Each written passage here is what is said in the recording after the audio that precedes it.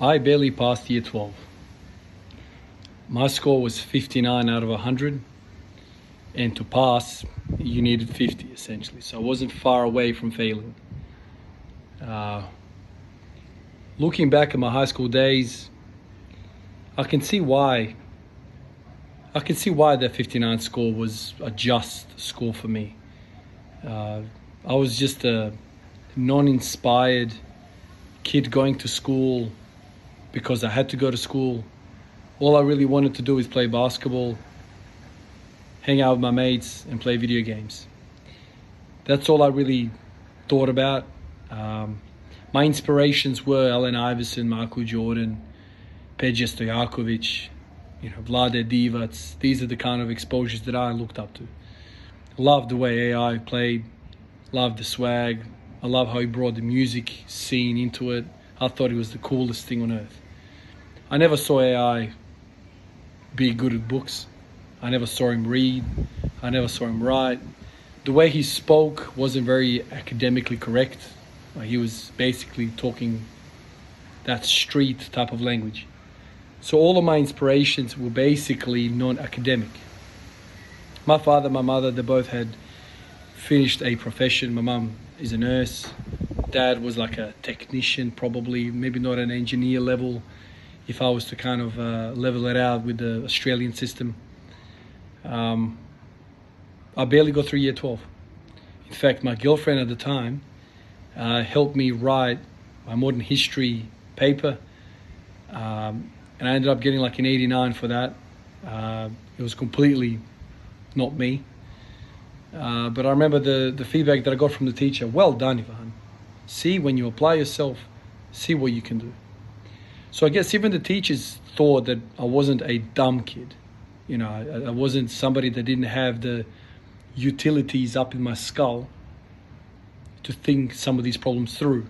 I just didn't care.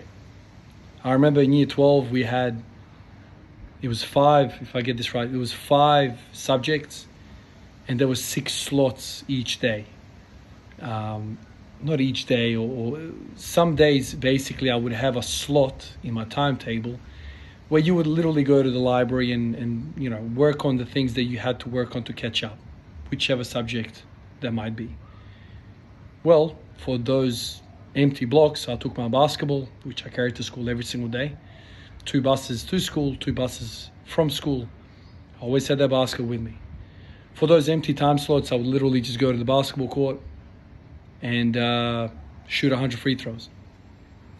Work on my 1-2 dribble pull-up. Work on my left hand across the lane layup. Work on my layup straight into the rim, no backboard. That's what I worked on. So I wasn't a kid that, was lazy. I wasn't that. I just had a different view, a different goal, a different inspiration.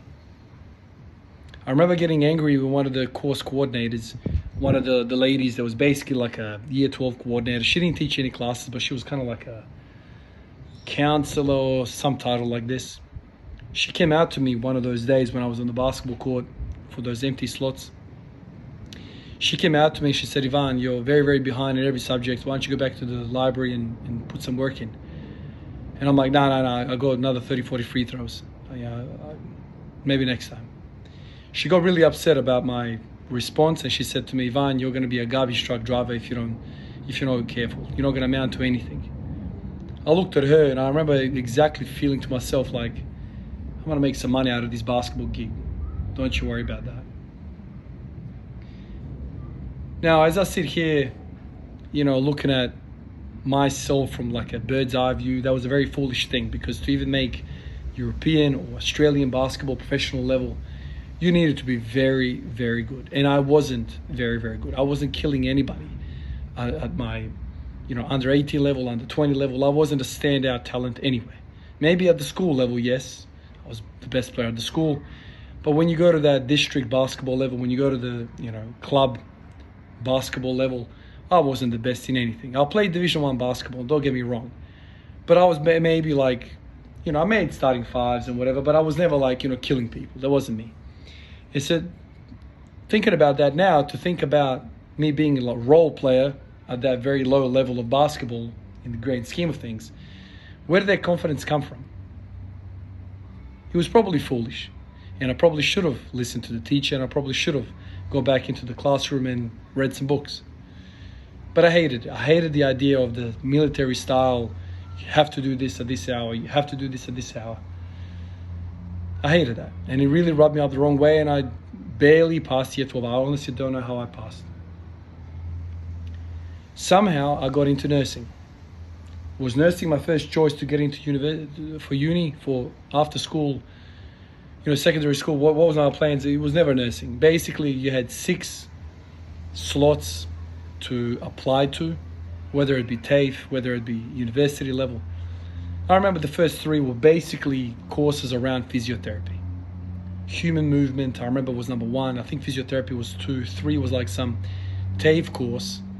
TAFE is basically like not a tertiary, I guess it's tertiary, but it's not at the university level. It's like what you would call it, TAFE. It's like a adult learning for people that are not academically sound enough for university, something like that. Or maybe like you're learning a trade or something like that.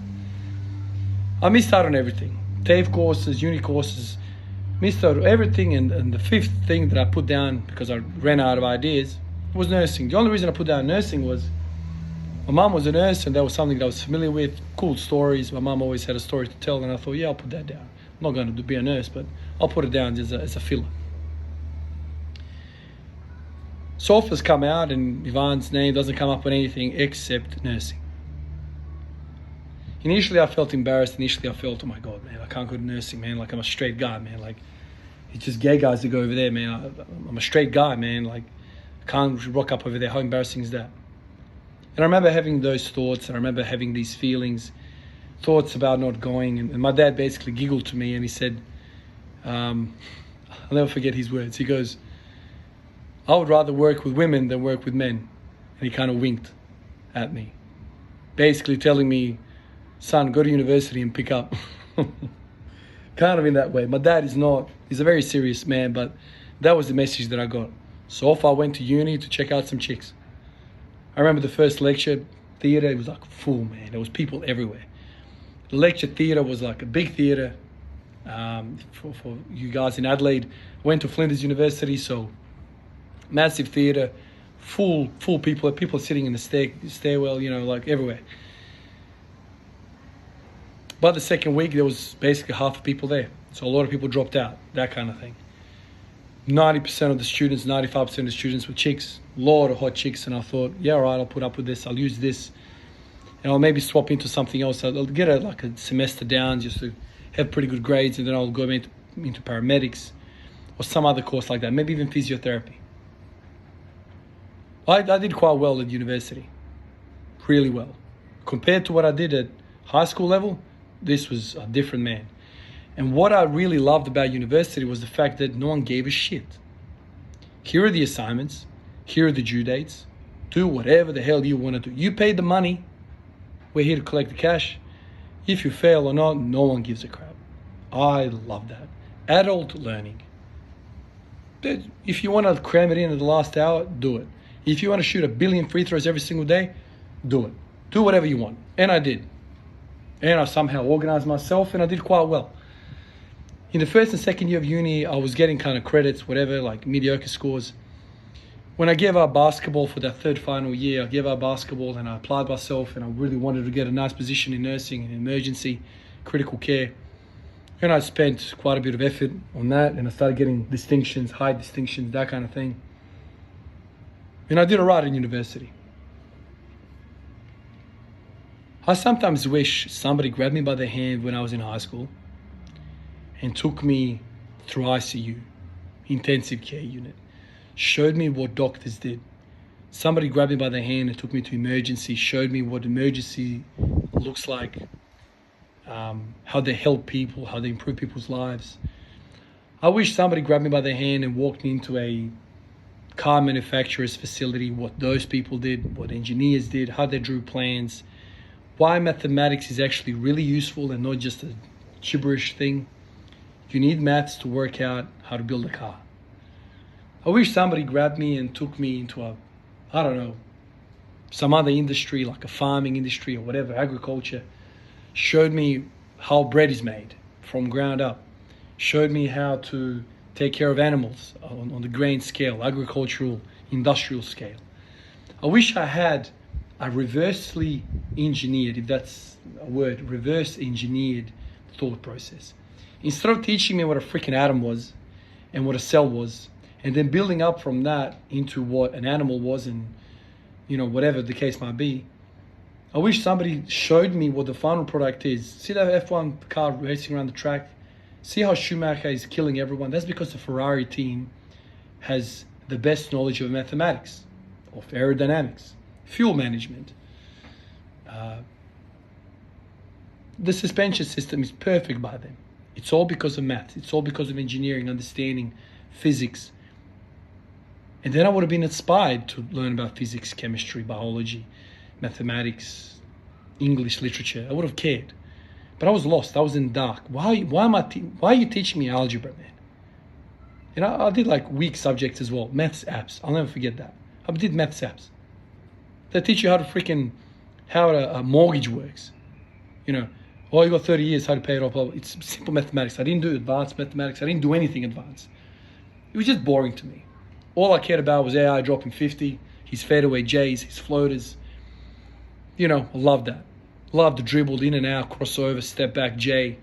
6 foot like me, killing everyone. Loved that. That was an inspiration.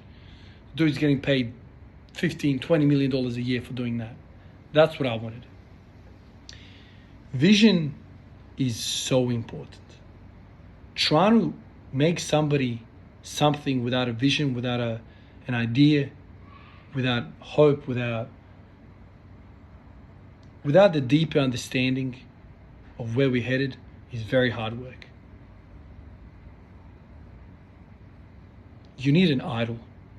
You need a role model. You need to aspire to be somebody. It's so important. I think a lot of kids in schools fall into this box that I fell into. We're not intellectually disabled. We're not intellectually challenged. We are just not inspired. There's nothing. Boring teachers, boring everything, boring school, boring classes, boring top, everything's boring.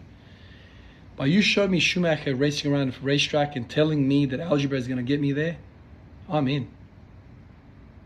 That's what I needed to be motivated. I just never got that. Maybe my teachers tried, but I never had that connection in my mind. Not that I regret anything, because I'm quite happy where I am in the lessons that went down. Later down the track, I even went down to study to get into medical school. I don't know if you guys know about this, but there's a test called the GAMSAT. The GAMSAT is like a high-stakes exam that gets people into this course, postgraduate medicine. It's a 4-year degree to become a doctor. I said that twice and passed it twice. Not because I had supreme knowledge, because I worked my ass off for 2 years before that. Self-initiated learning. Went to university, got a chemistry 101 book for first year's chemistry, physics. Bought all that, read it cover to cover, rocked up to the exam and passed. I barely passed physics in year 10. And I was able to do that. Same with chemistry. When you have somebody that's motivated, you have somebody that has potential. Motivation, inspiration, having an idol, having a role model is probably the most powerful thing for a growing mind, growing man, growing girl, growing woman. This is why it's so important to have good role models around young men, young women. It's so important. And this is why, maybe I shouldn't be talking about this, but this is why it's so dangerous to have bad role models in social media, in music, in sports, because kids' minds are so malleable that it's a dangerous thing. So good role models is all I really needed. And inspiration, a vision. That's what I needed. Appreciate all of you guys. I'll catch you in the next one. Peace out.